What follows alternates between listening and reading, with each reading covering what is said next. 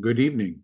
This is the Elliott Wave update for the Nasdaq 100 and the S&P 500 for Wednesday, May the 8th, 2024. There's not a great deal to be adding to daily analysis or even the intraday analysis. I'm starting here on the Nasdaq. I'm on the 4-hour chart. First thing you're going to notice is that I have made a labeling change. And instead of labeling it as the beginning stages of a diagonal triangle, which it actually still can be, but needs to begin to tell us.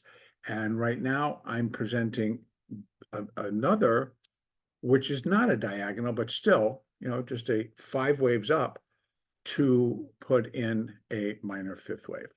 So within that, I'd label minute 1 and 2, minuet 1 and 2, and so we're in minute wave 3, still, in my opinion, likely needing an additional high above 18,266 to finish the minute 3rd wave. Now, what I've got laid out, first of all, we have some resistance, possibility of holding the market to that level, and that comes in at 18,370, I'm going to say. And that is where minor wave 5 would be 0.618 times the length of minor wave 1.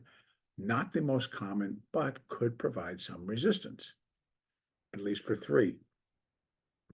Or I have now attaching for minuet wave 5, I have resistance, 618 resistance, again, the second most common, not the most common, and that comes in at 18,468. And that comes up in a lot of different other calculations as well. So that, and this area right here, for wave 3, has some strength.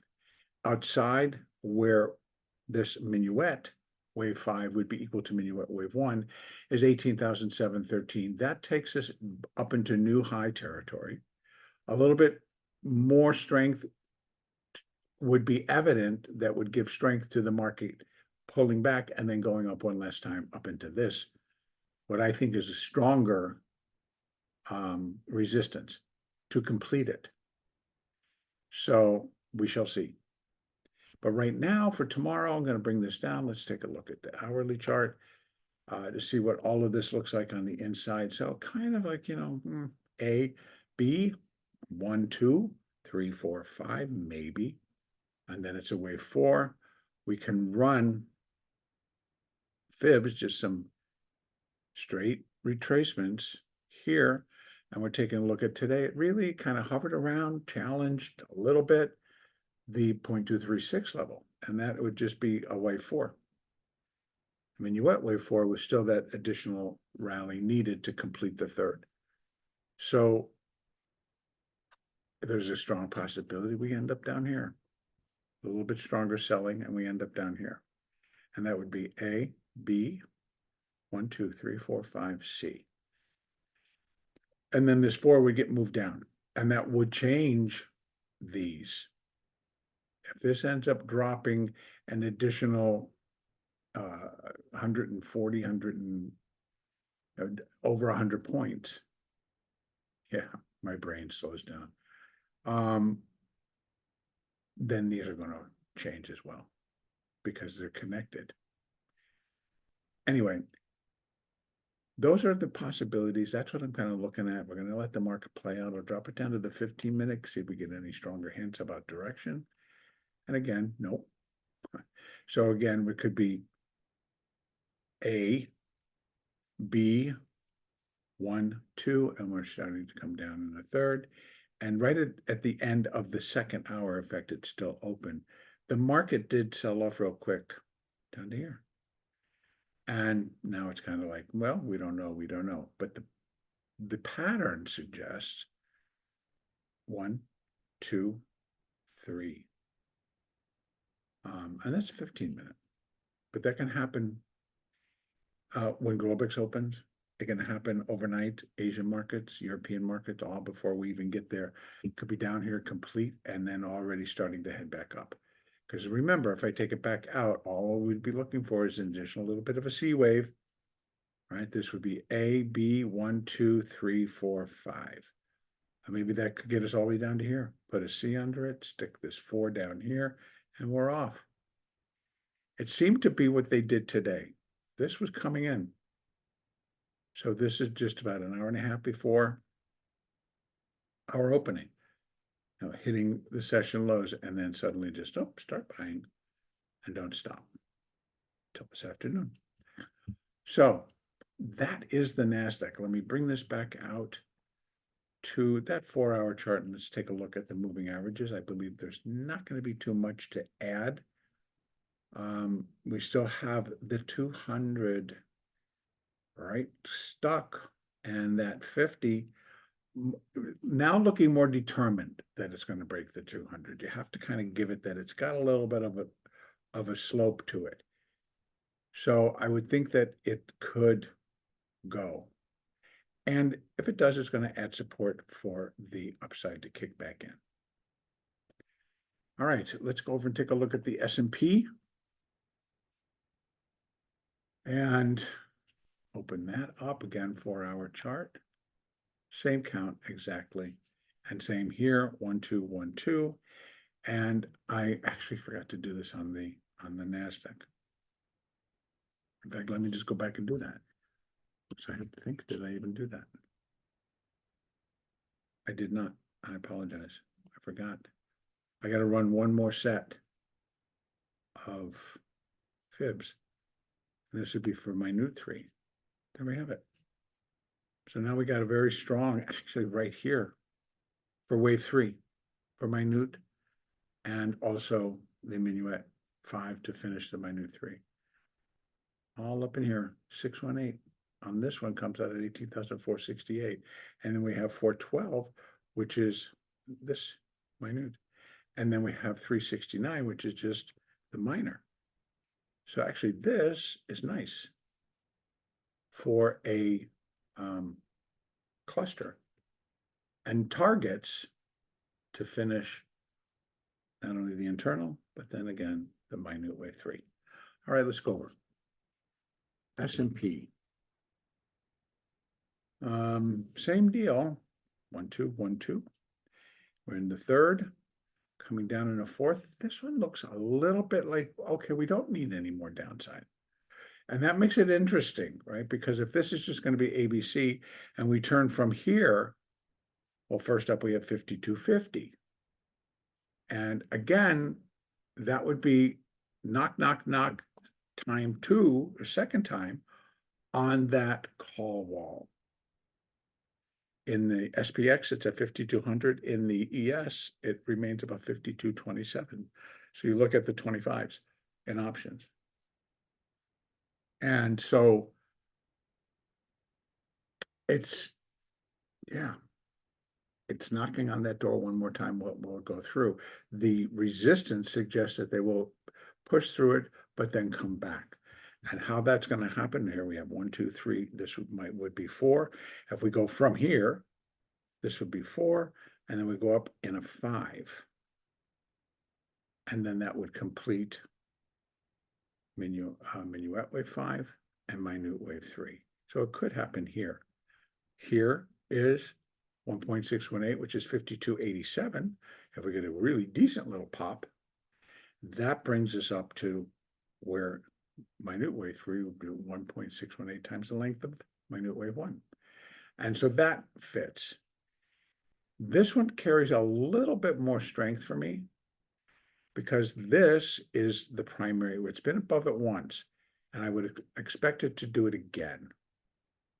And actually has a fair chance of getting what some people say, well, way substantially higher.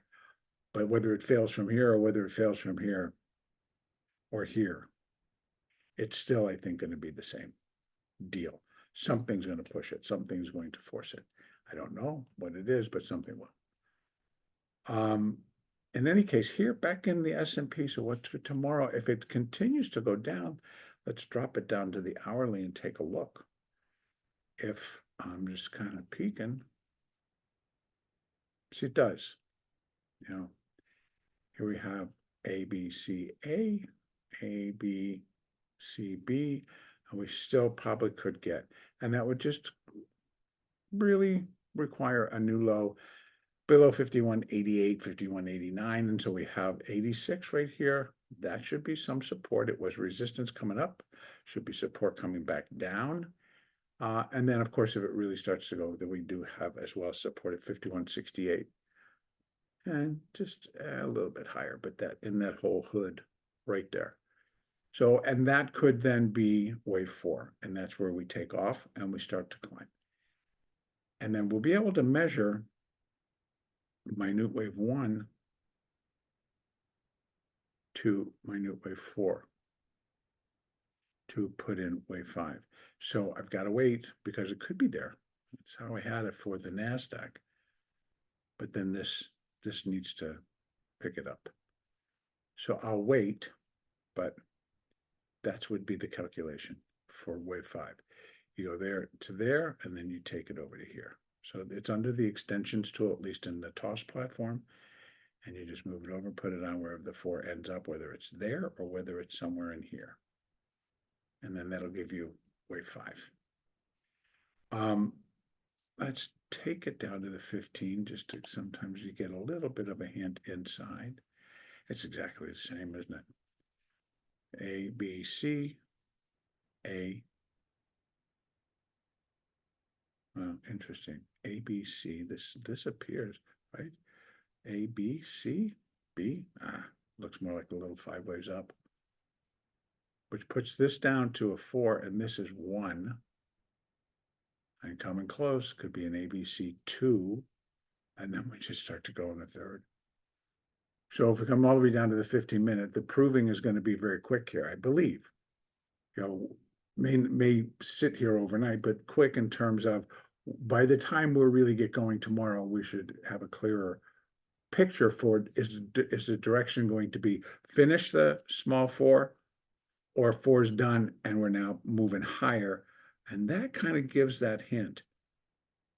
So, and then this would be 3, or this is a small little 5 with a diagonal in there, and then this is a straight ABC, I think. They get a little weird when you come down. So, but I would go like 5, 3, 3, and then a 5. And then is it going to be up or is it going to be down? This is ending up to being a B wave. Strange little count in between, but a B wave. And then it's 1, 2, 3, 4, 5 for C. So those are our thoughts of what could take place. And again, it's like trying to balance out the Nasdaq with the S&P, and the S&P is trying to get balanced out with overlap that's from the Russell and of course the Dow. All right, now let's take it back up and take a look at the S&P with moving averages and see what that looks like. Well, see, technically, according with the moving averages, the S&P 500 has a stronger little uptone to it, and via, from what I can see from the moving averages. So if when things get in alignment, when all of the moving averages, and you take it up time degree, right? So you can have a 15-minute, you can have a 5-minute, 15-minute, half hour, a 60-minute daily, and you see how's the trend being set. So I'm on a 4-hour chart here, and the chart just kind of went, okay, 50 has moved above, it is just slightly above, but it is moving above the 50. Now, if that continues at that slope and the 200 stays flat for a while until we really start to push, then this market would be in alignment to go up basis the 4-hour chart and the moving averages. Because the 200's on the bottom, then the 50, then the 20, then the 13, and the market is just marching itself higher. And then I'd be looking at the 13 and the 20 to monitor that. So in other words, it's like they're just doing fine. They're still pointing higher. So this is likely corrective. Maybe they go a little flat, but unless they actually start to go and the 13 comes below the 20 and the 20 drops below all of this, the market would remain more in a bullish posture. There. The RSI, though, is coming down off of being overbought. And that's on the 4-hour. So That gives support to getting another leg down, coming in 51.68. That would bring us into here for sure, maybe even a little bit. All right, that's about all I have.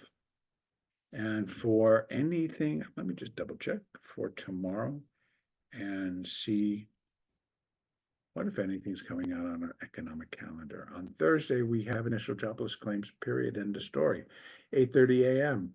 Bingo. And now besides that, at 2 p.m., the San Francisco Fed President Mary Daly is speaking somewhere. So that's the whole picture for tomorrow.